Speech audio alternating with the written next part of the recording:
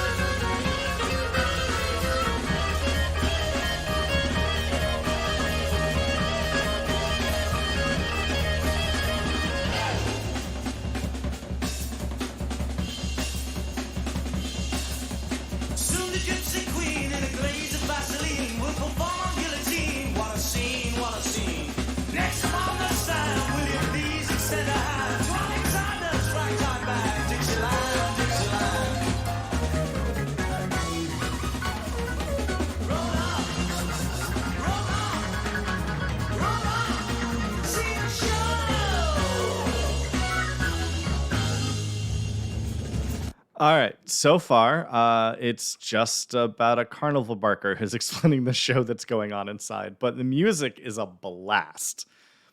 I didn't obviously know what to expect coming into this, having never heard of the band. It sounds like, and I all I have to go on is your description of the keyboardist. It sounds like there's multiple times where he's playing sound effects with one hand and playing the keyboard with another hand. Like he's got maybe like one of those setups with multiple keyboards. Oh, I'd say yes. Multiple doesn't even begin to describe it. And don't forget about his feet. He's got 2 of those. Oh, that's right. I always forget that you could play more stuff with your feet. Man, yeah, that does make sense. Either way, like this song is fun. Like I don't know another musically cool term to describe it. It's just fun. I the lyrics are wild, carnival barking lyrics, which are also very enjoyable and fit the tone of the song that they're playing. It's like prog rock and the circus had a baby, and it's this song. So I gotta say, I'm digging it. Awesome.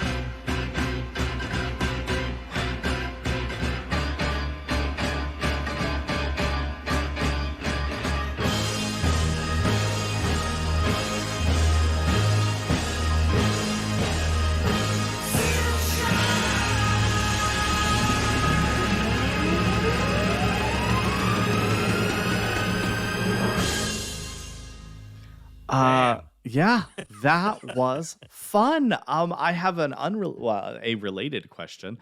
So I'm assuming that the band is named after Keith Emerson, Greg Lake, but there's no Palmer. It's not showing there, but Carl Palmer is the drummer. Oh, okay, okay. Keith Emerson on the keyboards, Greg Lake guitar, vocals, and bass, and Carl Palmer on drums. And they were sort of an early supergroup.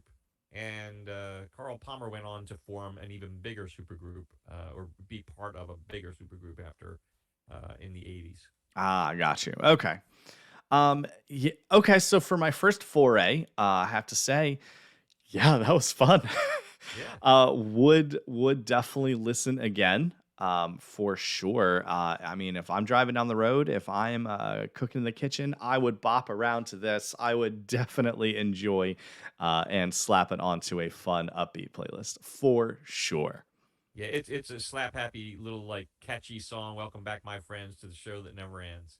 You know, rock and roll. That's what it is. Well, you So said this is part two. What's part one? well, it's first impression part 2. Yeah. So what's part one? Well, Carnival 9, first impression part 1, kind of leads you into this. Well, what's your take on the lyrics before I give you the big picture? My take on the lyrics are mostly, I mean, it's definitely mimicking just I'm a carnival barker, come on in, see the show. We did it all ourselves. But I think it is a little ridiculous. I mean, you have 7 virgins on a donkey. Why are 7 virgins on there? It's a little strange for sure.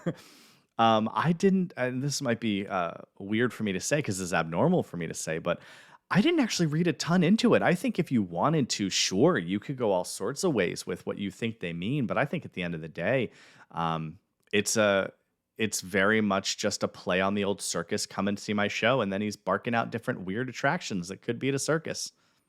Okay, fair enough. And I never really picked up on this until recently. The Carnival is spelled Karn. That's the first word, and the second word is evil, Evil. Carnival 9. That's the name of the song. Carnival is a play on Carnival. Yeah, I assumed that because carnival. Did you not Right. get that?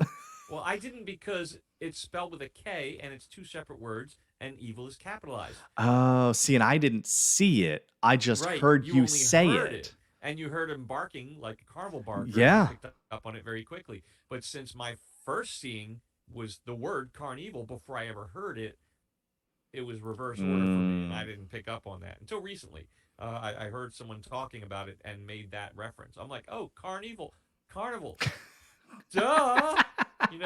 Lights go on after 35 years in the dark. So this song came out in 1973. Now let me Whew. read you what I've got written here. The main theme of Carnival 9 is the epic is the battle between artificial and natural intelligence, which would end with a man being taken over by the computer he had invented. Does this sound like a movie, It maybe? does. It Called The does very much Terminator? so. Yeah. It had initially been titled by Emerson Ganton 9 with a fictional planet to which all evil and decadence had been thrown out. However, his co-writer believed that the music he had written sounded like a carnival, It carnival did. barker, Yep. so he came up with the title Carnival. Ah, okay. So what you hear is the "Welcome Back, My Friends" portion, which most people think that's the title of the song, which is why the knucklehead who did the lyrics also called the song "Welcome Back, My Friends." Okay, but it's Carnival 9 First Impression Part 2, and I actually had that as a trivia question once. And it was a common radio staple and has been used often for the opening day of a sports season. Welcome back, Oh, my friends, to the yeah, I show. could see Yeah. that. I could definitely see that. Yeah, I definitely would. I mean, from the one song that I saw, there's no way you could get the whole, concept of the album lyrically. But now it makes me want to listen to the whole album, though, because that sounds like a fun thing. So I'm assuming this is like that the concept album idea, where you've got an entire album that pieces together a story. Yeah, at least the concept portion of the album. Mm. The album is called Brain Salad Surgery, which is a British term that refers to. You'll have to look that up yourself later. Anyway, Sure. I don't know what that means. yeah, look it up. Google that one. I'm not going to put that out on the channel. So Brain Salad Surgery is the name of the album, and originally the record company felt that people wouldn't stomach hearing the entire Carnival parts all at once, so they split it up on the record Mm. and put regular songs in between. Oh, weird. That's a little weird. I mean, if you're gonna buy the record, like keep it all together as a Yeah. piece. Huh. Well, I mean, to be fair, that was my impression, but now I'm looking at the track listing, and maybe the track. I think it said I read somewhere the track listing had changed. Like Yeah, they might now have fixed they allow it. to be together or whatever. Yeah, But, I wouldn't be But surprised. this album did produce a little bit of a hit in the song "Still You Turn Me On," which is an under 3 minute little ditty that Greg Lake wrote by himself, and I think, as I've heard, performed by himself in the studio when nobody else was even around. Well, So, maybe that'll be our next one then. I've certainly never even heard of this band. If I've heard any of their songs, it was for sure in passing. So, it seems like this is a deep lake we could delve into to get some music out it of. is a deep lake and a deep Palmer and perhaps a nice deep Emerson as well. So yeah, there you go. But what they do, stuff they do, I'd love to share with you. They're a fun. They're just kind of occasionally a silly band with songs like Benny the Bouncer, which is like, wow. Yeah, I All like right. them. I like them a lot, and you'll hear more of them. So Dave, Cool. I'll catch you on the flip side.